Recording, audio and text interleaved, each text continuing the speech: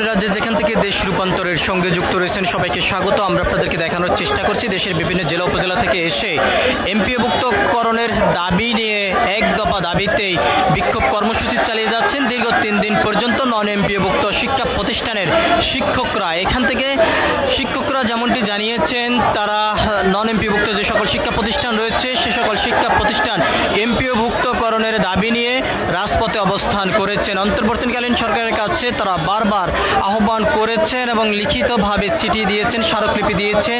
এখনও পর্যন্ত তার কোনো প্রজ্ঞাপন জারি না হওয়ার কারণে দীর্ঘ 3 দিন পর্যন্ত জাতীয় প্রেস ক্লাবের সামনে তারা অবস্থান করেছেন।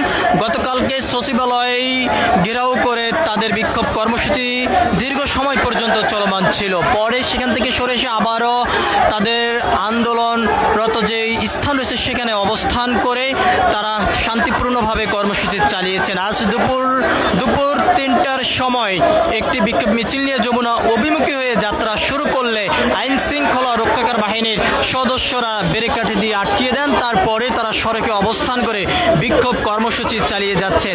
কিছুক্ষণ আগে যেমনটি আমরা জানতে পেরেছি, নন এমপিভুক্ত শিক্ষা প্রতিষ্ঠানের আন্দোলনকারীর 6 বিশিষ্ট একটি প্রতিনিধির দল যমুনায় গিয়েছেন কথা বলার জন্য। তবে সেখান থেকে কি সিদ্ধান্ত আসে, সেই সিদ্ধান্ত আসা পর্যন্ত নন এমপিভুক্ত সকল শিক্ষকরা সড়কে অবস্থান করে আন্দোলন চালিয়ে যাবেন এমনটি তারা এখান থেকে জানিয়েছেন। তারা আরও যেমনটি জানিয়েছেন, প্রজ্ঞাপন জারি না হওয়া পর্যন্ত তাদের আন্দোলন চলমান থাকবে। আমরা আপনাদেরকে দেখানোর চেষ্টা করছি সরাসরি প্রেস ক্লাবের সামনের থেকে যুক্ত হয়ে।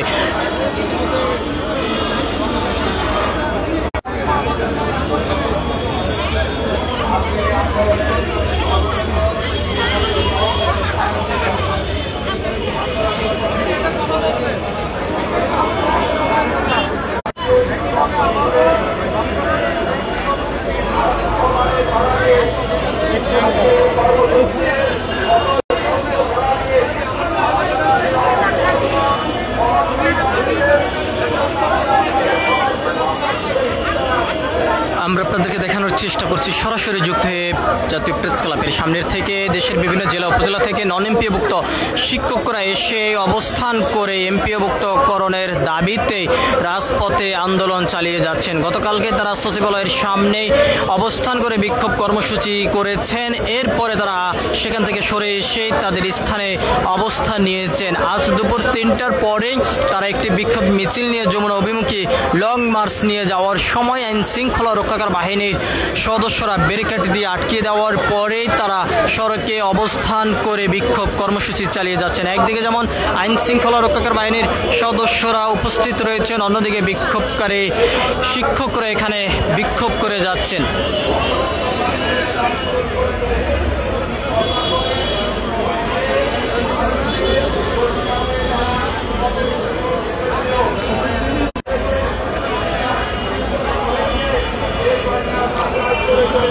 আমরা আপনাদেরকে জানিয়ে রাখতে চাই, কিছুক্ষণ আগেই নন এমপিভুক্ত শিক্ষা প্রতিষ্ঠানের 6 বিশিষ্ট একটি প্রতিনিধি দল যমুনায় গিয়েছেন তাদের দাবির বিষয়টি নিয়ে কথা বলার জন্য। তবে সেখান থেকেই তাদের পক্ষে সিদ্ধান্ত না আসা পর্যন্ত এই সড়কে অবস্থান করে নন এমপিভুক্ত শিক্ষকরা কর্মসূচি চালিয়ে যাবেন এমনটি তারা বলেছেন। আমরা আপনাদেরকে দেখানোর চেষ্টা করছি জাতীয় প্রেস ক্লাবের সামনের থেকে সরাসরি যুক্ত হয়ে দেশের বিভিন্ন জেলা উপজেলা থেকে এসে দীর্ঘ 3 দিন পর্যন্ত জাতীয় প্রেস ক্লাবের সামনে অবস্থান করে বিক্ষোভকারীরা এক দফা দাবি নিয়ে বিক্ষোভ কর্মসূচি চালিয়ে যাচ্ছেন। সবকিছু মিলিয়ে এই ছিল এখনকার মতন নন এমপিভুক্ত শিক্ষা প্রতিষ্ঠানের শিক্ষকদের বিক্ষোভ কর্মসূচি।